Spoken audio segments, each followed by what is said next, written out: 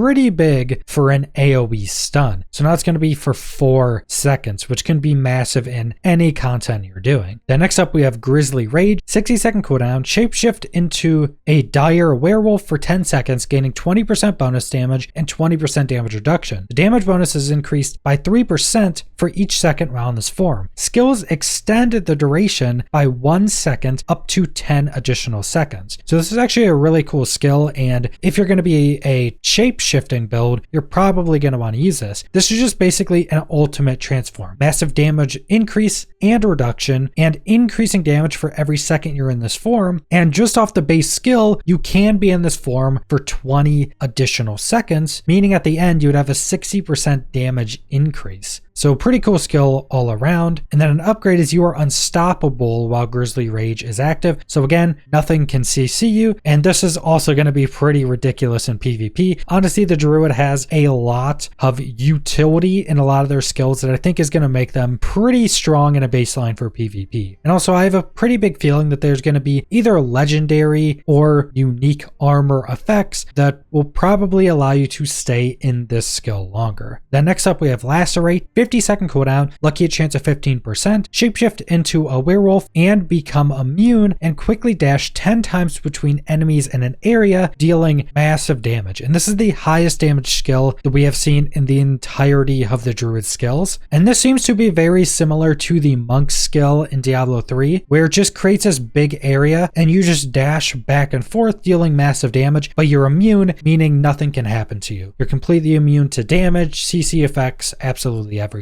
Then an upgrade is each time Lacerate deals a critical strike, heal for 3% of your maximum life. So this can be pretty massive if you have a lot of crit. You'll be healing quite a bit because you're just going to be doing massive damage in a big radius. Then finally, we have a Cataclysm, 80-second cooldown, lucky hit chance of 82%, which is pretty massive for the lucky hit chance. A massive storm follows you for 8 seconds. Tornadoes knock back enemies and lightning strikes wildly, dealing decent damage. So for 8 seconds, you're just constantly knocking back enemies away from you and lightning striking everywhere, dealing decent damage on every strike. Then the upgrade is Cataclysm's duration is increased by 2 seconds, so now it's 10 seconds. And this is just going to be a massive AoE skill and very good for casters because again, you're going to constantly be knocking enemies away from you. So that's all of the skills and abilities for the Druid in Diablo 4. And I have to say, a lot of the Druid skills seem pretty interesting. Most of them have some type of CC built into them or some type of other utility. And I do think in a similar way to the Rogue, that the Druid is going to have some pretty complex builds created for it just because there's so many different parts to a lot of the skills. But that's all I want to go over. So subscribe if you want to see more Diablo 4 or other videos. Leave a like if you liked the video. Leave a comment down below what you guys think about all the Druid skills, and thanks for watching.